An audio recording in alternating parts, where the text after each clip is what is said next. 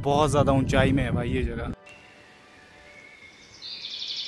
भाई किसी मूवी जैसा फील आ रहा है, मतलब कि मेरे बिल्कुल सामने बादल हैं। और दोस्तों इस मंदिर के बिल्कुल सामने यहाँ पे ये वाली त्रिशूल गाड़ी हुई है।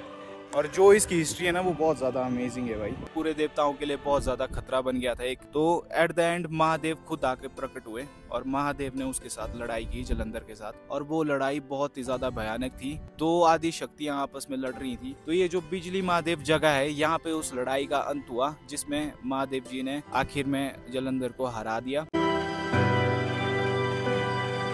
सो hey guys, this is Sanjay Chauhan. कैसे आप सब? Welcome back to another blog. दोस्तों अभी मैं हूँ कुल्लू में और ये जो रिवर आप मेरे पीछे देख रहे हो ना, इस रिवर का नाम है ब्यास रिवर। ये कुल्लू की सबसे बड़ी रिवर है, लेकिन फिलहाल इसका फ्लो काफी कम है। पिछले ब्लॉग में मैंने आपसे कहा था कि मैं आपको दिखाने ले जाऊंगा बिजली महादेव। वहाँ मैं भी आज तक नहीं गया हूँ, पर भाई इंडियन हिस्ट्री में one of the most ancient, सबसे पुरानिक मंदिर है वो शिव जी का, और वो 2500 फीट की ऊंचाई में है वो मंदिर। उस तरफ है वो पहाड़ी के बिल्कुल टॉप पे। तो हमें आज वहाँ जाना है। फिलहाल के लिए हम खाना खाने के लिए रुके हैं यहाँ कुल्लू में।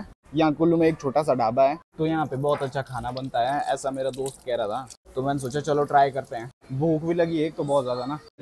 यहाँ देखो कैसे ठूस रहे हैं भाई। कैसा बना है? राजमा चावल भाई ऊपर ही खा लिया आज, पर मजा आ गया माँ कसम। चले फिर। हम ऑलरेडी बिजली महादेव जाने के लिए ना लेट हो चुके हैं। पता नहीं शायद वहाँ के लिए ट्रैक भी करना पड़ता होगा आगे से। दोस्तों हमने आज एक गलती कर दी है यहाँ से बिजली महादेव की तरफ जाते हुए, और वो गलती ये कर दी कि हम लेट हो गए हैं। तो लेट होने की वजह से बाहर धूप लगी हुई है और वहाँ को ट्रैक करना पड़ता है। मैं तो यही सोच रहा हूँ इस धूप में मैं चल पाऊंगा या नहीं। कितना है भाई जी चलने को? आधा घंटा लगेगा हमारे को। और रोड आप देख सकते हो कच्चा रोड है, ऑफ रोडिंग वाला। बुरे हाल हो गए भाई झटके खा खा के हमारे तो। चलो गाइज, अभी देखो दोस्तों हमने वहां से आना शुरू किया था और अभी हम इस पहाड़ी के बिल्कुल टॉप में पहुंच गए। और जहां हमने गाड़ी लगाई है वहां आप देख सकते हो, वहां लिखा हुआ है लास्ट पॉइंट ऑफ गोभा। गोभा इस जगह का नाम है और ये लास्ट पॉइंट है जहां तक रोड है। अब यहाँ से ट्रैक शुरू होने वाला है हमारा। दोस्तों बिजली महादेव की जो हिस्ट्री है ना, वो जानकर आप हैरान रह जाओगे। इतनी अमेजिंग हिस्ट्री है यहाँ की। बिजली महादेव इसका नाम कैसे पड़ा, और यहाँ पे इतना पुराना जो ये मंदिर है ये कैसे बना, मैं आपको हिस्ट्री बताऊंगा। बहुत मजा आएगा आपको सुन के। बाकी दोस्तों ये एकदम शांति है यहाँ पे, किसी भी तरह का कोई भी शोर शराबा नहीं है। और ये जो लास्ट पॉइंट है यहाँ पे ना, पार्किंग का मेन्यू है। जिस तरह की पार्किंग आपको अलॉट होगी वो आपके व्हीकल में डिपेंड करता है। आप चाहे लोकल हो या बाहर के हो, किसी को भी बख्शा नहीं जाएगा, सेम रेट है। छोटे में मार को जब हम चलते थे ना पैदल कहीं, छोटे को चलाते थे आगे के रास्ता होता है छोटा, वर्षा हुआ ऐसा होता है ऐसा क्या कि जो सबसे छोटा होता है उसको आगे चलाना चाहिए, फिर हो जाता है रास्ता छोटा बड़ा बड़ा ऐसे करके। अच्छा अब तो सबसे बड़ा चल रहा है कि रास्ता बड़ा हो जाएगा।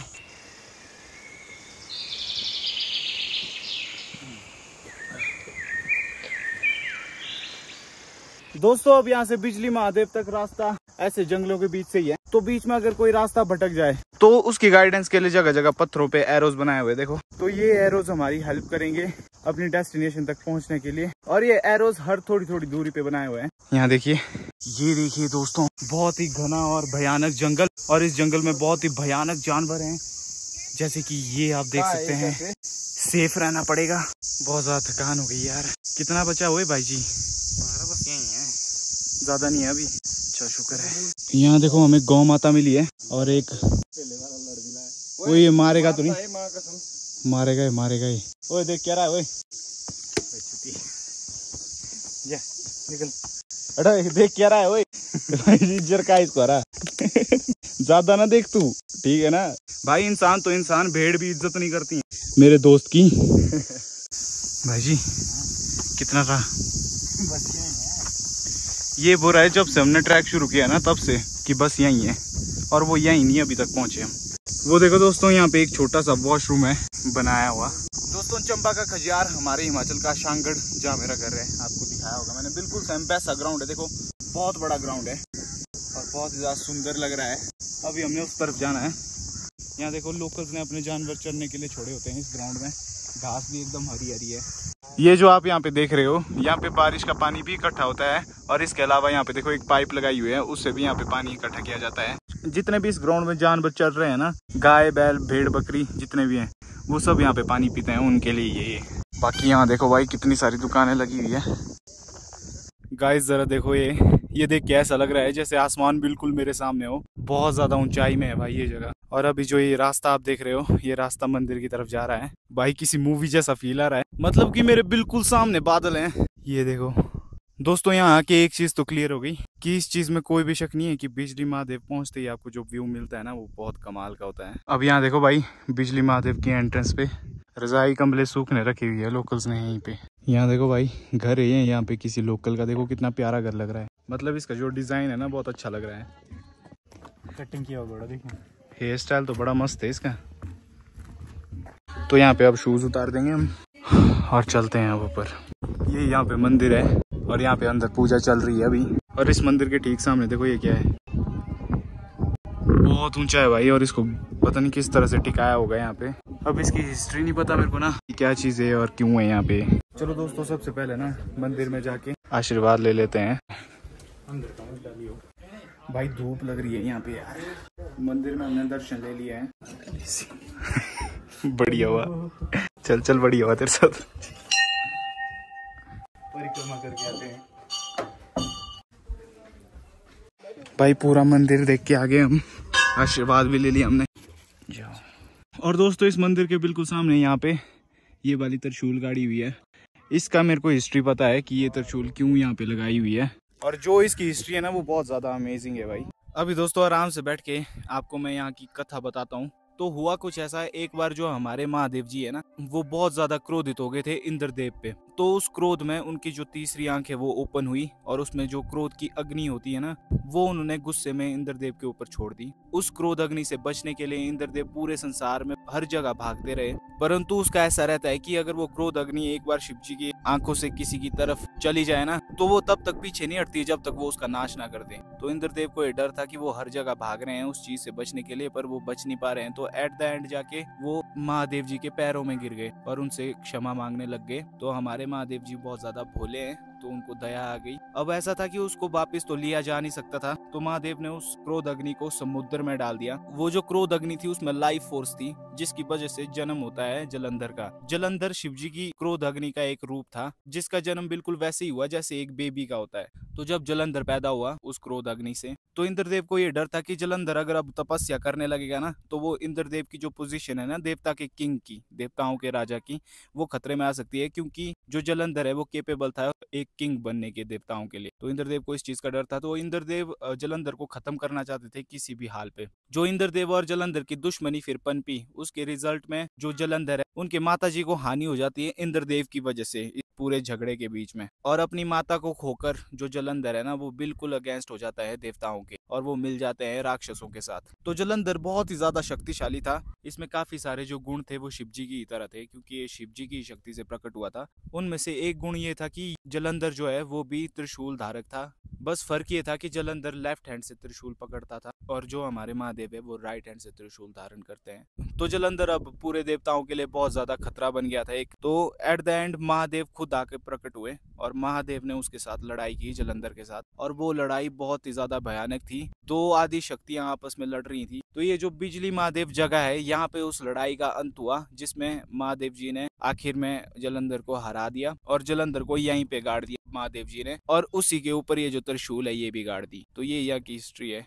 और कई जो स्थानीय मान्यताएं है ना यहाँ पे, उसके हिसाब से बोलते हैं कि ये जो पहाड़ है ना, दिस वेरी माउंटेन, जहाँ पे ये बिजली महादेव का मंदिर भी स्थित है, तो ये जो माउंटेन है ना, ये खुद ही साक्षात वो जलंधर है। जलंधर का माना जाता है कि उसकी जो बॉडी थी वो ऊपर से इंसान की तरह थी और नीचे से वो सांप की तरह था। तो ऐसा भी माना जाता है स्थानीय मान्यताओं के अनुसार। तो जब भी यहाँ पे कोई भूकंप आता है ना, तो आसपास के लोग कहते हैं कि जलंधर हिल रहा है अभी। जैसे एक सांप होता है ना, उसके सर पे अगर मारा जाए तो उसकी पूंछ हिलती है, तो वैसे ही सर तो महादेव जी ने पकड़ के रखा है जलंधर का यहाँ पे, पर उसकी जो पूंछ है वो मूवमेंट करती है, जिसकी वजह से भूकंप आता है, फिर ऐसा मानते हैं यहाँ के लोग। और ये जो भयानक युद्ध था जो महादेव जी और जलंधर के बीच में हुआ था, इस युद्ध के अंत के बाद जब जलंधर को महादेव जी ने यहाँ पे गाड़ दिया था, तो अभी भी जो जलंधर है वो पूरी तरह खत्म नहीं हुआ है, ऐसा माना जाता है। क्योंकि वो एक आदि शक्ति है, और आदि शक्ति से बड़ी चीज सृष्टि में कोई भी नहीं होती है, उससे पावरफुल चीज कुछ भी नहीं होती सृष्टि में। अब सोचो 2 आदि शक्तियों का जब युद्ध हुआ होगा, कितना भयानक वो युद्ध हुआ होगा।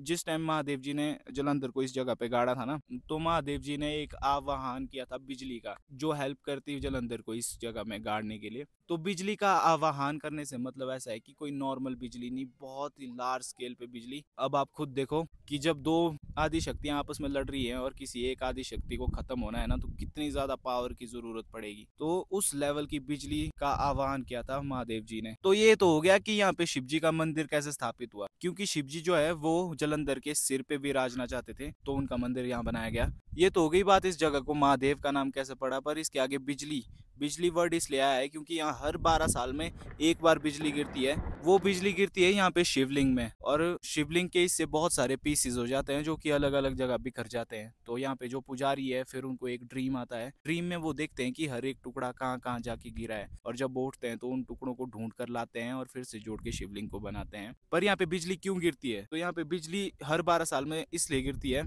ताकि जो जलंधर है ना उसको जागने से रोका जाए, क्योंकि अगर ये जाग गया तो सृष्टि का विनाश हो जाएगा, ऐसी मान्यता है। तो ये अश्योर करने के लिए कि जलंधर अपनी गहरी नींद से कभी ना जागे, 12 साल में एक बार बिजली गिरती है शिवलिंग के ऊपर। तो ये हिस्ट्री है भाई यहाँ की, जो कि बहुत ज्यादा इंटरेस्टिंग है। ठंडी ठंडी हवा चली हुई है ना यहाँ, मजा आ रहा है। अब मैं आपको एक चीज दिखाऊंगा आगे जाके।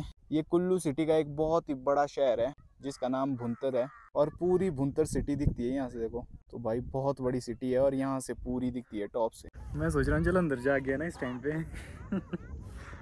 मैं अभी उसके मुंह के सामने, अगर वो जाग गया तब तो भाई। चले भाई जी, चलो दोस्तों, अब बहुत टाइम स्पेंड किया हमने यहाँ पे। ऊपर से है बिल्कुल टॉप पे ये जगह ना, जिसकी वजह से जो धूप है बिल्कुल सिर पे पड़ रही है। अब हमारा वापसी का ट्रैक शुरू हो गया है। वापसी में उतराई है तो ज्यादा टाइम नहीं लगेगा। शाम के समय अब जाके पहुंचे हम गाड़ी के पास। टाइम पास करना हो तो मैं कोई है। अभी देखो दोस्तों, हम कुल्लू सिटी में वापस तो पहुंच गए, पर हमारे साथ एक प्रॉब्लम हो गई है। यहाँ गाड़ी का कुछ काम निकल गया है, तो वो काम करवा रहे हैं, लगे हुए हैं सभी यहाँ पे। तो मेरे को लगता है आज टाइम हो जाएगा, वापस नहीं जा पाएंगे, आज रहना पड़ेगा इधर ही कहीं। और बिजली महादेव वाली पहाड़ी इस तरफ है जहाँ से हम अभी आए, करीब 3-4 घंटे लग जाएंगे यहीं पे। तो अब मैंने सोचा कि गाड़ी में बैठ के मैं ब्लॉग एडिट करता हूँ ताकि आप लोग इस ब्लॉग को देख सको। बाकी अगर आज का ब्लॉग आपको पसंद आया होगा, इन्फॉर्मेटिव लगा होगा, तो कमेंट करके जरूर बताना। चैनल पे नए हो तो सब्सक्राइब कर लो। बाकी आपसे मिलूंगा मैं नेक्स्ट ब्लॉग में। Till then take care, have a good day, bye.